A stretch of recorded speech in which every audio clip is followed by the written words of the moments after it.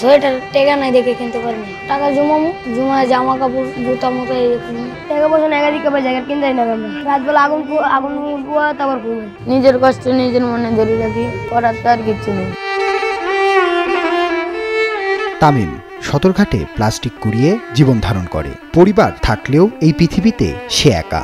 ছোটবেলায় হারিয়েছেন বাবাকে, মা থাকেন বিদেশে। পরিবার সচ্ছল হলেও তামিমকে জীবনের তাগিদে বেছে নিতে হয়েছে এই পেশা। বাড়িতে চলে এসেছি, আব্বু মারা গেছে আর আম্মু বিদেশ গেছে, কার কাছে থাকবো? আমার তো কেউ নাই যে আমার এই যত্ন করে রাখবো। আমি বাড়িতে থাকতে পারি না, দিয়ে তো এই জায়গায় চলে এসেছি। আমার তখন পড়ালেখা করার কথা, এটা আমার কি রূপ, নিজের কষ্ট নিজের মনে ধরে রাখি, করার তো আর কিছু নেই। শৈশবের যে সময়ে পরিবারের আদরে বেড়ে ওঠার কথা, সে সময়ে তামিমকে বেছে নিতে হয়েছে এই কাজ। কনকনে শীতে থাকতে হয় মেঝেতে। মধ্যরাতে যে সময়ে সকলে ঘুমিয়ে থাকে, তখন থেকেই শুরু হয় তার কর্মযজ্ঞ। তামিমের মতো এই সদরঘাটে আরো বেশ কিছু শিশু প্লাস্টিক কুড়িয়ে নিজেদের জীবন ধারণ করে।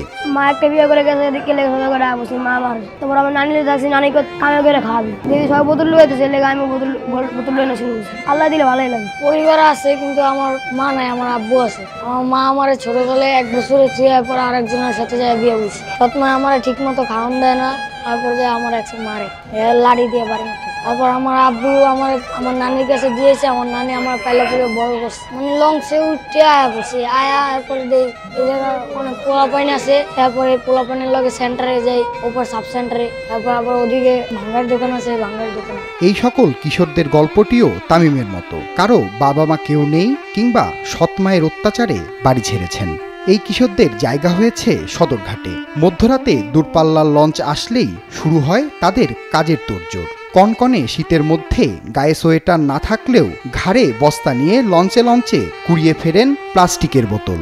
এই যে নাইট করবো, নাইটে 20 টাকা দিব, এই 20 টাকা নিয়ে সেন্টারে যাবো, সেন্টারে যাই ভাত খাবো, বিকালে খালে যাবো, খালে তো নাইয়া মা যেন 50 টাকা দিব, আবার রাইতে 50, সব মিলে 150 টাকা দেয়। 100 টাকা খাওয়া দাওয়া করে আর 50 টাকা জমা রাখি। টাকা জমামু, জমায় জামা কাপড় জুতা মতো সোয়েটার টেকা নাই দেখে কিনতে পারিনি। টাকা পয়সা একাধিক জায়গা কিনতে না।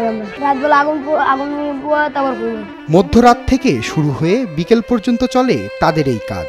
এই কাজের জন্য প্রতিদিন তারা পান 130 থেকে 150 টাকা।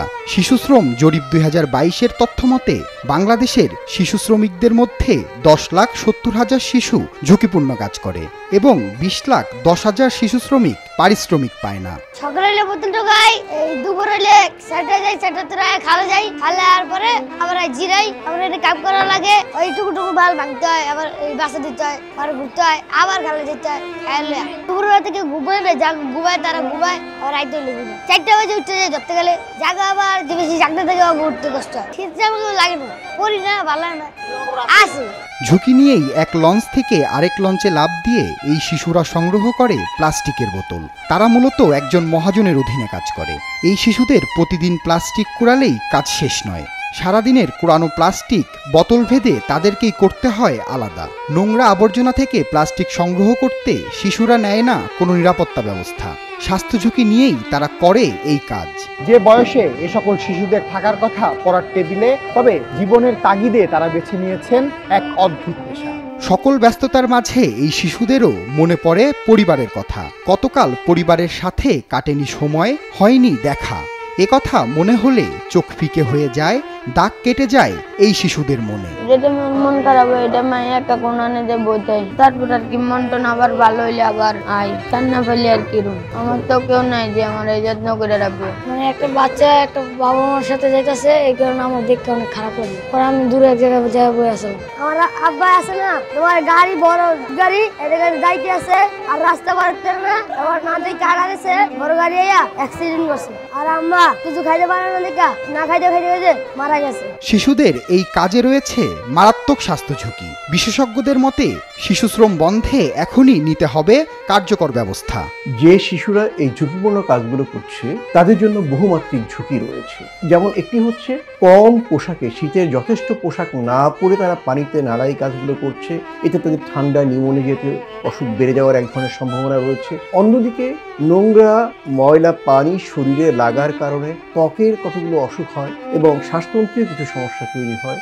এর বাইরে প্লাস্টিক জাত যে বর্জ্যগুলো তারা সংগ্রহ করছে, এগুলো কিন্তু মানুষের স্বাস্থ্যের জন্য নানা অর্থে ক্ষতিকর এবং ঝুঁকিপূর্ণ কাজে থাকার মধ্য দিয়ে তাদের মধ্যে এক ধরনের দুঃসাহসী মনোভাব তৈরি হবে, যেটি পরবর্তীতে তাদেরকে দুষ্কর্ম, ক্রাইম জাতীয় কাজের সাথে যুক্ত করবে। শিশুদেরকে শিশু শ্রম থেকে, বিশেষ করে ঝুঁকিপূর্ণ শিশু শ্রম থেকে বিরত রাখার জন্য রাষ্ট্রীয়ভাবে আমাদেরকে পদক্ষেপ নেওয়া দরকার।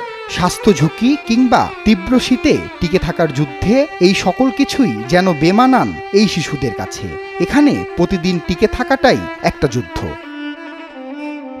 সুপন শিকদার, নিউজ 24।